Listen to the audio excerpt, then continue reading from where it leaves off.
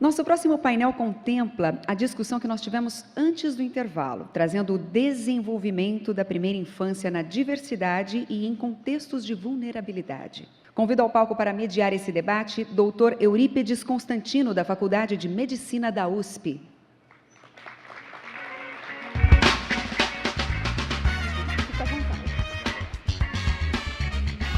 E as palestrantes Márcia Castro, da Universidade de Harvard, e Maria Caridad Araújo, do Banco Interamericano de Desenvolvimento.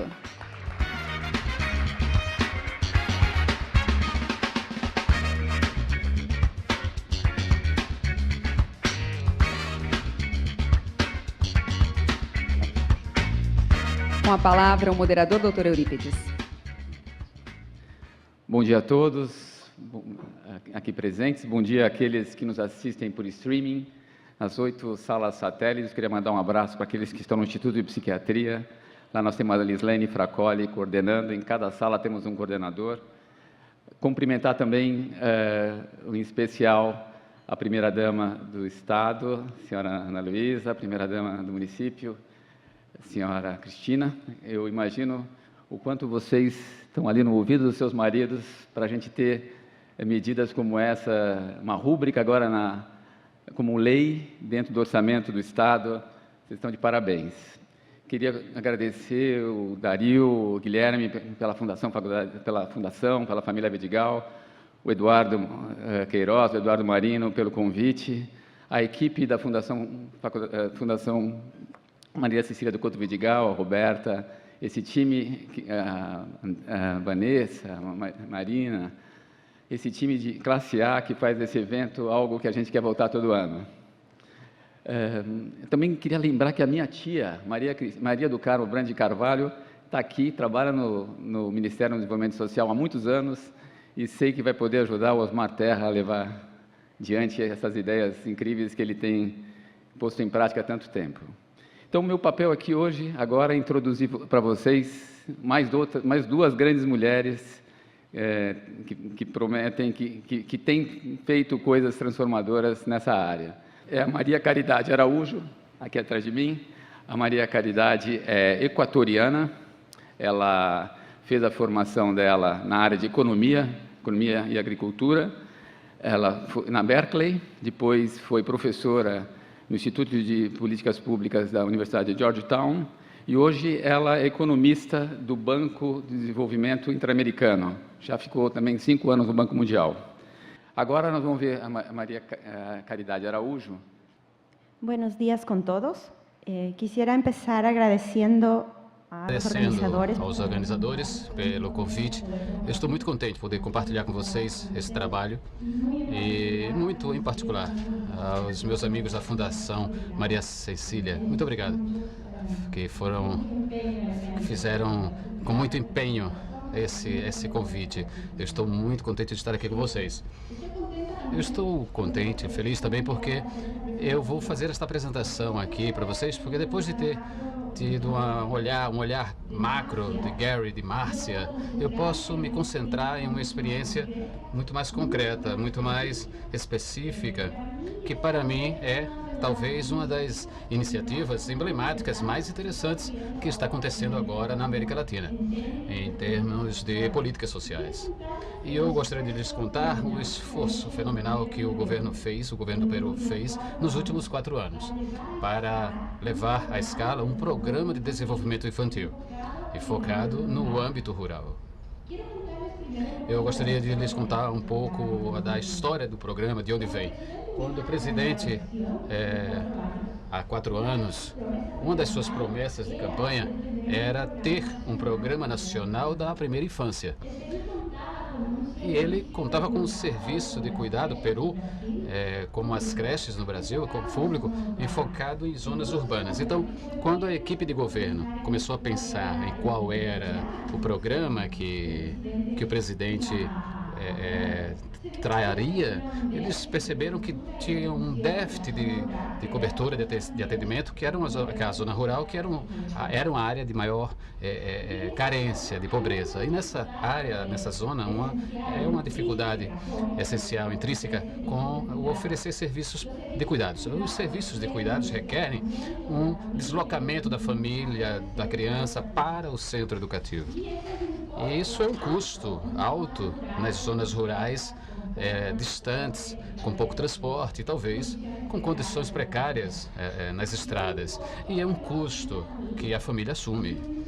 E uma família com crianças pequenas, uma família pobre com crianças pequenas, provavelmente não vai se deslocar, não vai ser capaz de assumir esse custo para se trasladar para o centro de cuidados, por mais que seja um centro de cuidado de boa qualidade. Então, foi quando o governo do Peru colocou seu olhar na experiência internacional baseada nas evidências dos programas de visitas domiciliárias para a promoção do desenvolvimento infantil.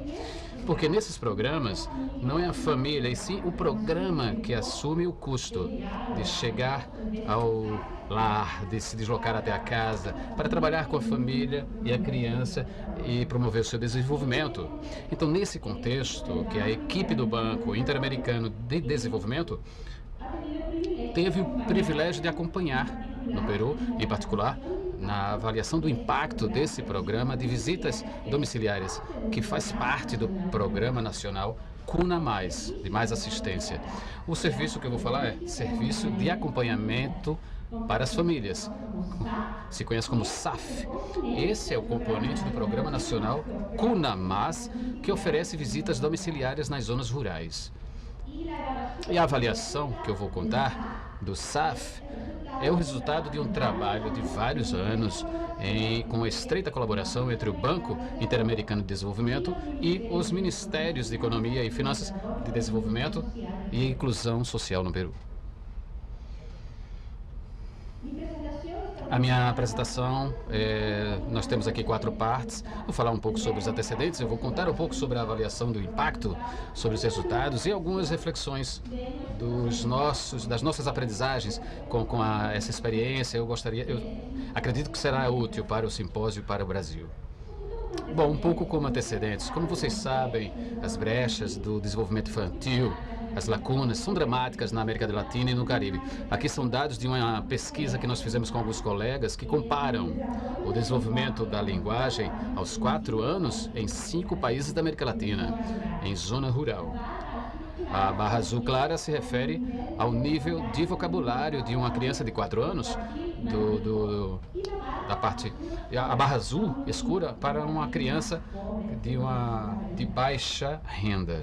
A de azul claro de um pouco mais alto e azul escuro um pouco mais baixo. Nesse vocabulário, utilizando a ferramenta que se usou mundialmente, a nível mundial, a nível de vocabulário receptivo, e que além disso é um preditor importante no desenvolvimento escolar, um fator importante que está associado ao desenvolvimento cognitivo das crianças, essa ferramenta. No Peru, se encontra no extremo do gráfico, à direita de vocês, no azul, na direita de vocês, destaca 2 padrões interessantes para vocês olharem as barras aqui na estatística. Primeiro são os níveis de desenvolvimento de vocabulário. São muito baixos, comparado com outros países. Particularmente comparado com a de Colômbia e Equador, que são países cuja renda per capita está mais próximo do Peru. Nesse caso, o Peru está mais próximo da Nicarágua do que se encontra na Colômbia. E o segundo tema é que as lacunas entre as crianças mais e menos pobres nas zonas rurais, no Peru, aos 4 anos, ou seja, no momento que essas crianças chegam para o sistema educativo, já há uma lacuna grande. E a pergunta que nós temos é: o sistema educativo se encontra capacitado, com potencial para fechar essas lacunas? E desde a política pública nós possamos que é desejável fechar muito antes. Os programas de visitas domiciliárias para a promoção do desenvolvimento infantil demonstraram ter impactos importantes, tanto na sua magnitude como na sua sustentabilidade no seu desenvolvimento, em contextos de países desenvolvidos ou em vias de desenvolvimento. É emblemático, piloto, que se avaliou e se implementou na Jamaica, já faz mais de 2 décadas, que foi capaz de seguir tem resultados bastante significativos. Essas crianças já adultas agora, os adultos que, quando crianças, receberam esse programa de estímulo na Jamaica, 22 anos depois, tiveram melhores resultados em muitos âmbitos, como no coeficiente intelectual, contas matemáticas, seus níveis de matemática, saúde mental, suas habilidades sociais, a prevalência de comportamentos violentos, e inclusive com ganhos em salários 25% a mais do que aquelas crianças que não se beneficiaram dos programas quando eram pequenos.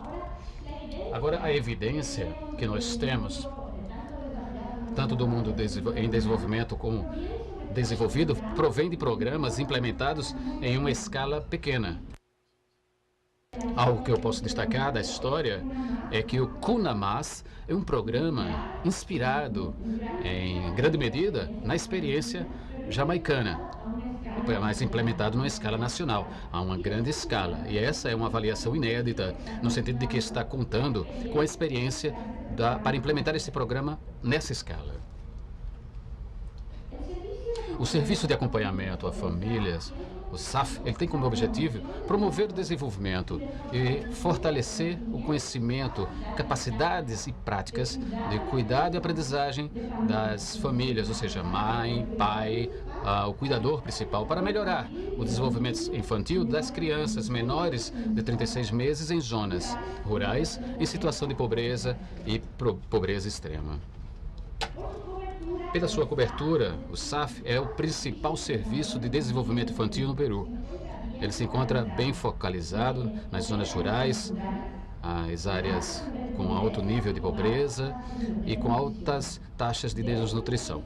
Dentro dos distritos que se encontram focalizados, todas as crianças menores de 24 meses são elegíveis, são escolhidas. E em 2015 se chegou a 82 mil crianças em 580 distritos.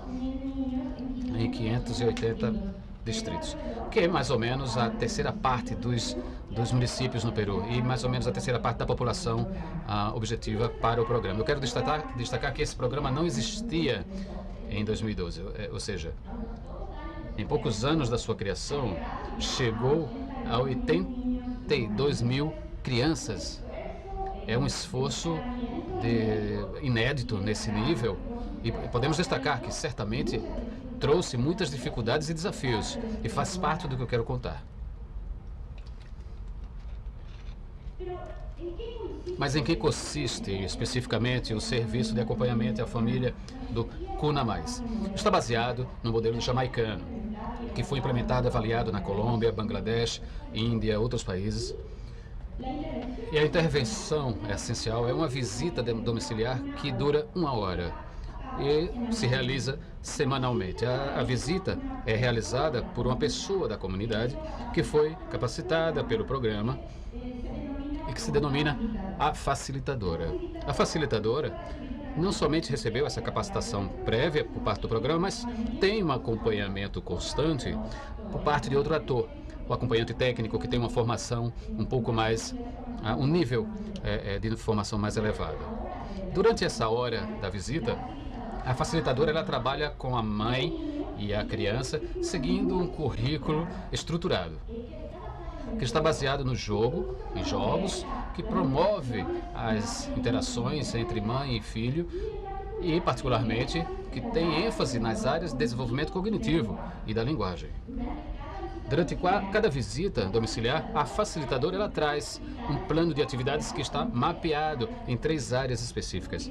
No primeiro momento, ela procura incorporar o jogo na rotina diária da família, durante o almoço, o banho, na classificação de uma roupa, essa roupa suja, ou seja, na mudança de roupa, na vida diária que a facilitadora consegue colocar para a família. No segundo momento, trabalha com jogos que têm objetivos mais com a intenção de aprendizagem, por exemplo, os quebra-cabeças. E no terceiro momento se trabalha com material, livros, de histórias infantis, contos, ou se fala sobre as imagens com as crianças menores, ou com os maiores se começa a ler. Como eu dizia, o programa opera, é feito por facilitadora da comunidade. Cada uma delas tem 10 famílias encarregadas de 10 famílias, dada o mercado trabalhista de cada local. Cada facilitadora é acompanhada por um acompanhante técnico e 10 facilitadoras por acompanhante técnico. Por sua vez, há uma estrutura onde os acompanhantes técnicos têm o apoio de especialistas regionais e nas sedes regionais que se encontram apoiadas por equipes centrais. Já na escala do programa, a capacitação de todo esse pessoal, tanto previamente, contínua, foi limitada. Digamos que tenha sido menor do que o modelo original, uma implementação tivesse recomendado, ou seja, teria ter muitos esforços para chegar a todo esse pessoal. Houve muito esforço com diferentes mecanismos de capacitação. A teoria de mudança que se encontra por trás desse programa, como SAF, é o seguinte: as visitas domiciliares, ela procura promover uma maior quantidade e qualidade da interação entre o adulto e a criança, e também uma maior frequência das atividades do jogo nos lares e domiciliar, hábitos de disciplinas e reforço positivo. E através disso, oferecer à criança mais e melhores oportunidades de aprendizagem, que se traduzem em melhoras no seu desenvolvimento infantil, nas áreas cognitivas, de comunicação, socioemocional, principalmente porque o currículo está enfocado nas áreas de cognição e linguagem. Através dessas melhorias, o programa procura que as crianças estejam melhores preparadas para a escola e que mais adiante eles consigam um melhor aproveitamento nas suas atividades. Eu quero contar também um pouco sobre a avaliação e o impacto desse programa. Aqui é um desenho. Desde a sua criação, o governo do Peru sabia que o SAF não poderia se levar a toda a população, com esse objetivo de um dia para outro, e fizemos de forma gradual. Isso permitiu que se desenhasse e implementasse uma avaliação no impacto experimental, ou seja, que de forma aleatória se identificou um grupo que se referiria a um programa primeiro, o grupo de tratamento, e um outro que receberia um programa mais adiante, o grupo de controle. Para avaliação, nós escolhemos 180 municípios, 120 deles foram inscritos aleatoriamente para um grupo de tratamento e 60 para o grupo de controle. Em cada município, nós pegamos informações sobre a média de 30 e poucas crianças, em alguns centros, 16 crianças por centro. Aqui, vocês veem o mapa do Peru, aqui é como se distribui a amostra da avaliação no território. Vocês podem observar que os mais ao norte são da Amazonas, eles tendem a ser maiores, e o programa avaliação está bem distribuído. Se nota menos para o sul, onde os municípios são menores, mas o programa está concentrado na zona na rural, na selva, na serra. A quem chega o SAF? Aqui são algumas características dos lugares. Quem são atendidos? Aqui são características da criança, na linha de base, antes de que eles cheguem ao programa. Eu quero destacar algumas para vocês. Em termos das características das crianças que recebem o SAF, na linha de base, eles tinham um pouco mais de um ano e 40% sofria de desnutrição, uma grave desnutrição. E mais ou menos 11% da avaliação é indígena, mais ou menos 11%. Um quarto deles vivem em lares com chão de terra, poucos têm água dentro das casas e 25% só conta com o serviço higiênico dentro das casas, das moradias. Relacionando com o que contava a Márcia, é uma população que tem necessidades em muitos âmbitos. E o SAF está atendendo e reconhecemos que o âmbito, a quantidade de necessidades é muito maior. Aqui é a linha do tempo da avaliação em 2013. Antes do lançamento do programa, nós pegamos uma linha de base com uma amostra de um pouco mais de 5.300 crianças que tinha entre 1 e 24 meses de idade. O que nós pensávamos que a amostra, enquanto estivesse ali no campo, que teríamos os preparativos para esse lançamento e que, de tal forma, pudéssemos começar a operar quando terminasse a linha de base em agosto de 2013. Como eu conto, levar à escala um programa dessa índole foi complicado, mas apesar de que em alguns lugares o programa pôde começar em agosto de 2013, em outros ficou atrasado e começou um pouco mais tarde. 2 anos depois, 2015, nós fizemos a avaliação de segmento das crianças quando eles tinham um pouco mais de 2 anos de idade, entre 25 e 55 meses. Isso eu quero destacar que é importante. Eu quero dizer que mais ou menos 70% das crianças nessa avaliação já tinham vindo do SAF quando eles foram avaliados no segmento. Porque, não se esqueçam, o SAF atende unicamente até 36 meses. Até os 36 meses. Aqui é um tema interessante, que tem a ver com os aspectos operacionais. Implementar um programa dessa escala, desse nível. Na amostra da avaliação, nós contamos com 3.870 crianças que foram inscritos para o grupo de tratamento. No mundo ideal, todas essas crianças deveriam ter recebido o programa. Porém, usando os dados administrativos do SAF, observamos que a linha de segmento, uma porcentagem importante, 36% das crianças do grupo de tratamento não tinham recebido o SAF, o programa. Nós poderíamos dizer algo sobre as razões por trás dessa cobertura. Uma porcentagem dessa subcobertura se explicava porque o próprio programa, ele não teve seus dados de focalização de forma oportuna, finalizados a tempo. E, de fato, quase 40% das crianças que ficaram sem cobertura já estavam em centros, em distritos, e o programa determinou que não eram escolhidos para fazer a intervenção.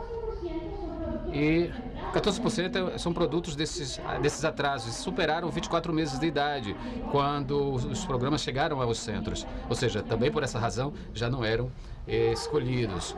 Há uma grande porcentagem que não foi para o programa por outras causas. Lamentavelmente, nós não conhecemos detalhes de quais são essas causas, mas pode ser pela oferta, não havia suficiente visitadores para chegar a eles, ou, por outro lado, a demanda. As famílias estavam receiosas de participar do programa.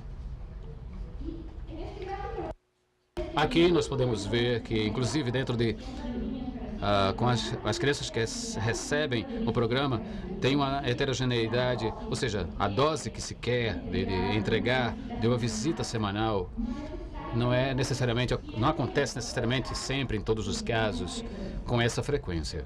64% vocês viram. Para avaliação de impacto, nós medimos o desenvolvimento infantil usando o questionário de idades e etapas, ou Age and Stages Questionnaire, que se utilizou no Brasil também. É uma teste que está disponível em espanhol, que fala do contexto peruano também, com avaliação de psicólogas locais. Medimos 5 áreas de desenvolvimento: resolução de problema, comunicação e área pessoal social.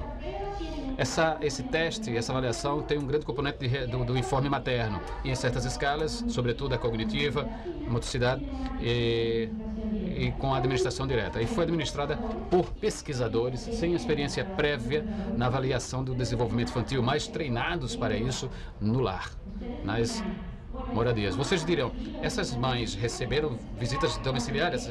Esperar quando chegue a avaliação de segmento se reporta de uma forma diferente para aquelas do grupo de tratamento e uma ferramenta de informe materno.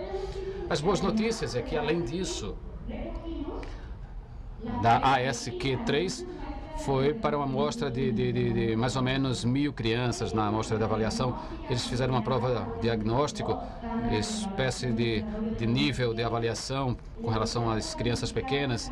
Se pôde administrar para as crianças menores de 42 meses, por isso é a faixa de idade que cobre o teste, e foi administrada por psicólogo em um centro comunitário adequado para o efeito de cada uma das localidades. Además de estos indicadores, Além tanto en línea de desses base como en indicadores, tanto na linha de seguimiento, base se como no midió la seguimento, desnutrición, el estado nutricional de los niños, estão a se parte recogió una nutricional das encuesta con crianças, se pegou indicadores uma sociodemográficos avaliação de los com hogares a y pesquisa además se recogió sociodemográfica, e também se pegou alguns dos componentes da escala Family Care Indicator da Unicef, que vê a qualidade do ambiente do lar, em particular a quantidade de atividades de jogos a que a criança teve acesso na semana prévia da pesquisa, e também a quantidade de materiais de jogos de sua natureza que estão disponíveis para a criança dentro do seu lar. Agora eu gostaria de contar um pouco sobre os resultados da avaliação, e a avaliação nós estamos estimando aí um impacto de ter primeiro sido inscrito ao grupo de tratamento que receberia o SAF, e logo de ter recebido o SAF, como eu demonstrei e mostrei, essas duas são conceitos distintos, diferentes, que houve uma porcentagem de crianças inscritas para o grupo de tratamento que, por diversas causas, não receberam o programa. E nós estamos controlando por outras variáveis socioeconômicas no lar, linha de base, por uma série de controles relacionados ao desenho estatístico da avaliação. O que encontramos na avaliação do impacto? Eu quero mostrar, como eu digo, dois tipos de resultados. O primeiro, o impacto de ter sido inscrito em um município do tratamento de SAF é positivo, significativo nas áreas de resolução de problemas, comunicação, motricidade e pessoal social. A magnitude do impacto nessas áreas está entre 6% e 8% em um desvio padrão. Se nós observamos o impacto do SAF utilizando o NDJ Stage sobre quem efetivamente receberam o programa, não sobre aqueles que foram ensinados para o tratamento, mas efetivamente sobre as crianças que realmente receberam, como é de esperar, é um pouco maior. Na magnitude, sobe entre 9% e 12% em um desvio padrão. Com Bailey, os resultados são consistentes, os mais fortes, significativos, se observa nas áreas de desenvolvimento cognitivo e linguagem, mas também são de maiores magnitudes. De ter se inscrito no SAF, tem um impacto de 16% a 25% de um desvio padrão, e ter recebido o SAF, um impacto de 19% a 30% com o mesmo, o desvio padrão. E em que se traduz? Que se traduzem esses impactos. Nesse gráfico, o que eu fiz foi para ilustrar nas barras roxas, nessa parte maior, para as crianças que não receberam o tratamento, a parte socioeconômica, aquelas crianças mais pobres ou mais ricas, não? Mais ricos. Mais pobres ou menos pobres. Essa barra amarela aí representa o tamanho do parâmetro do impacto do SAF. O SAF está contribuindo para fechar uma porcentagem desse nível socioeconômico. Não fecha tudo. Nós sabemos que essas famílias enfrentam um número grande de desvantagens, mas em termos relativos não é pouco o que fecha. Nós reconhecemos que a magnitude do impacto desse programa é relativamente menor ao que se observou em outros pilotos de pequena escala, de programas de visitas domiciliárias. Mas aqui é onde devemos, esse desafio de levar um programa em escala com confiança, tratando de conseguir maiores impactos possíveis. Como eu contava, além de medir esse desenvolvimento infantil, avaliamos alguns dos mecanismos através dos quais se conseguem essas melhorias.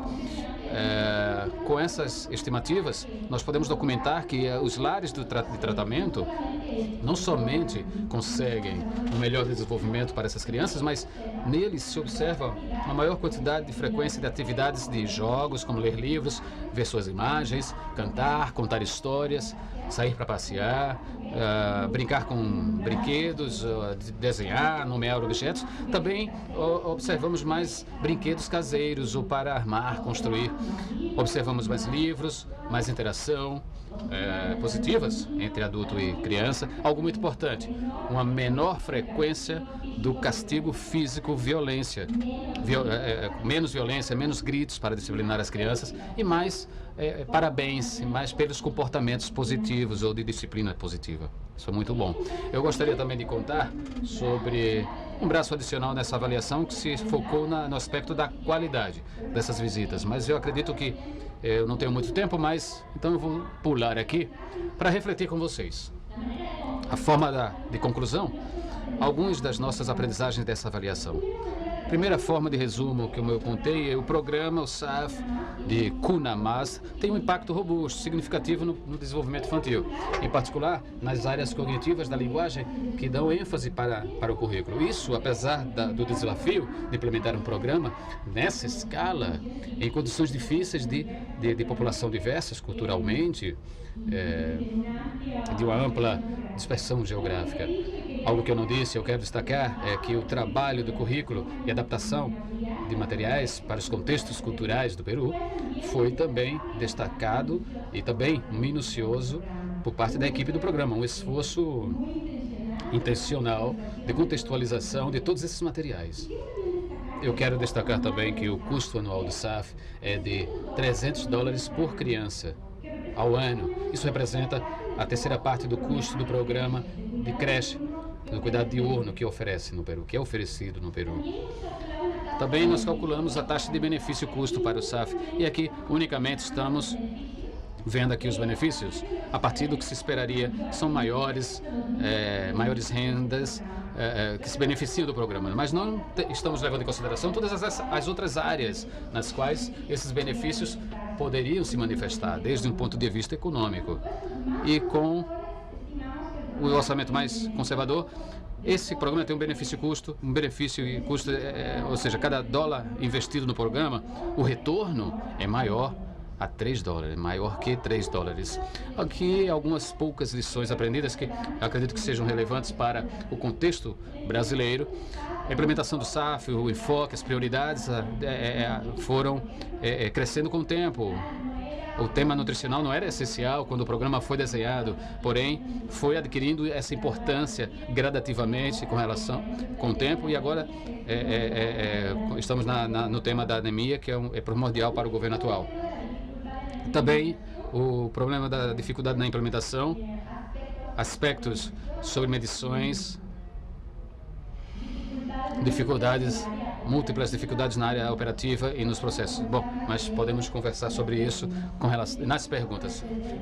Desculpe por ter me estendido no tempo. Muito obrigado.